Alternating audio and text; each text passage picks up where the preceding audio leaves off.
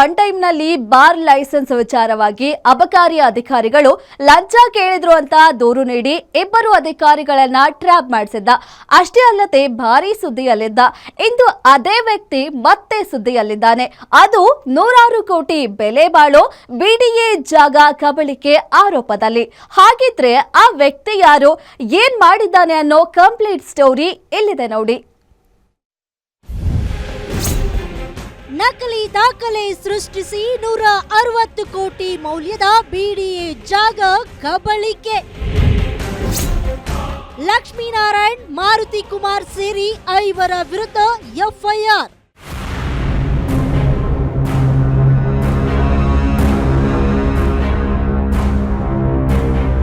ಈ ಫೋಟೋದಲ್ಲಿ ಕಾಣ್ತಿರೋ ವ್ಯಕ್ತಿ ಹೆಸರು ಲಕ್ಷ್ಮೀನಾರಾಯಣ್.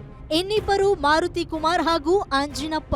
ಸೋಮಶೇಖರ್ ಅಂಡ್ ಗ್ಯಾಂಗ್ ಸದ್ಯ ಲಕ್ಷ್ಮೀನಾರಾಯಣ್ ಅಂಡ್ ಗ್ಯಾಂಗ್ ವಿರುದ್ಧ ಶೇಷಾದ್ರಿಪುರಂ ಪೊಲೀಸ್ ಠಾಣೆಯಲ್ಲಿ ಎಫ್ಐಆರ್ ದಾಖಲಿಸಿದ್ದಾರೆ. ಅದು ಬರೋಬ್ಬರಿ 160 ಕೋಟಿ ಮೌಲ್ಯದ ಬಿಡಿಎ ಆಸ್ತಿಯ ನಕಲಿ ದಾಖಲೆ ಸೃಷ್ಟಿಸಿ ಕಬಳಿಕೆ ಆರೋಪದಲ್ಲಿ ಅನ್ನೋದೇ ಆಘಾತಕಾರಿ ಸಂಗತಿ.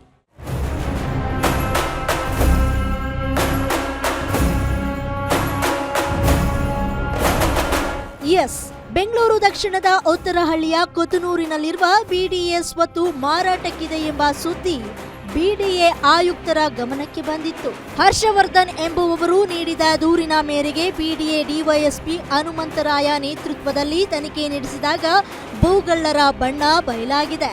ಸರ್ವೆ ನಂಬರ್ 177/1 ಮತ್ತು 176/1ರಲ್ಲಿರುವ ಬಿಡಿಎ ಜಾಗಕ್ಕೆ ನಕಲಿ ದಾಖಲೆ ಸೃಷ್ಟಿಸಿ ಮಾರಾಟಕ್ಕೆ ಯತ್ನಿಸಿದ ಗ್ಯಾಂಗ್ ವಿರುದ್ಧ ಈಗ ಶೇಷಾದ್ರಿಪುರಂ ಪೊಲೀಸ್ ಠಾಣೆಯಲ್ಲಿ ದೂರು ದಾಖಲಾಗಿದೆ. ಒಂದು 2 ಎಕರೆ 35 ಗುಂಟೆ ಒಂದು ಮತ್ತು 10 ಗುಂಟೆ ಜಮೀನು, ಅದು ಬಿಡಿಎನಲ್ಲಿ 96ರಲ್ಲೇ ನಾವು ಎಲ್ಲ ಫೈನಲ್ ಮುಗಿಸಿ ಅದನ್ನ ನಕಲಿ ದಾಖಲೆಗಳನ್ನ ಕ್ರಿಯೇಟ್ ಮಾಡಿ ಬೇರೊಬ್ಬರಿಗೆ ಮಾರಾಟ ಮಾಡಿದ್ದಾರೆ ಅಂತ ಮಾಹಿತಿಯನ್ನು ಪ್ರಾಥಮಿಕ ತನಿಖೆಯನ್ನ ವಿಚಾರಣೆಯಲ್ಲಿ ಅದು ಸರಿ ಅಂತ ಕಂಡು ಬಂದಿದೆ. ಇದರ ಬಗ್ಗೆ ಶೇಷಾದ್ರಿಪುರಂ ಠಾಣೆಯಲ್ಲಿ ಪ್ರಕರಣ ದಾಖಲಿಸಿದೆ. ಅಸಲಿಗೆ ಈ 10 ಗುಂಟೆ ಜಾಗವನ್ನ ಬಿಡಿಎ 1994ರಲ್ಲೇ ಸ್ವಾಧೀನಪಡಿಸಿಕೊಂಡಿತ್ತು. ಮೂಲ ಮಾಲೀಕರಾದ ERR ಪಾಲ್ಖಾನ್ ಕುಟುಂಬ ಈಗಾಗಲೇ ಬಿಡಿಎನಿಂದ ಪರಿಹಾರ ಹಣವನ್ನು ಪಡೆದಿದ್ದಾರೆ. ಪ್ರಸ್ತುತ ಈ ಜಾಗವನ್ನ BMRCL ಡಿಪೋ ರಸ್ತೆಗಾಗಿ ಬಳಸಿಕೊಳ್ಳಲು ಆದೇಶಿಸಲಾಗಿದೆ. ಇಷ್ಟೆಲ್ಲ ಸತ್ಯ ಗೊತ್ತಿದ್ರೂ ಆರೋಪಿಗಳಾದ ರಮೇಶ್, ಆಂಜಿನಪ್ಪ, ಸೋಮಶೇಖರ್ ಸೇರಿದಂತೆ 6 ಜನರ ತಂಡ ಈ ಜಾಗ ನಮ್ಮದು ಎಂದು ನಕಲಿ ದಾಖಲೆ ಸೃಷ್ಟಿಸಿದೆ.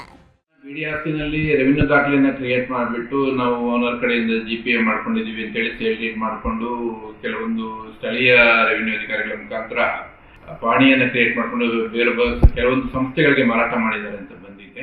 ಈ ಗ್ಯಾಂಗ್ 2017-18ರಲ್ಲಿ ಈ ಜಾಗ ಕ್ರಯ ಮಾಡಿಕೊಂಡಂತೆ ನಕಲಿ ಪೇಪರ್ ರೆಡಿ ಮಾಡಿ ಲಕ್ಷ್ಮೀನಾರಾಯಣ್ ಎಂಬುವವರಿಗೆ ವಂಚಿಸಲು ಯತ್ನಿಸಿತ್ತು.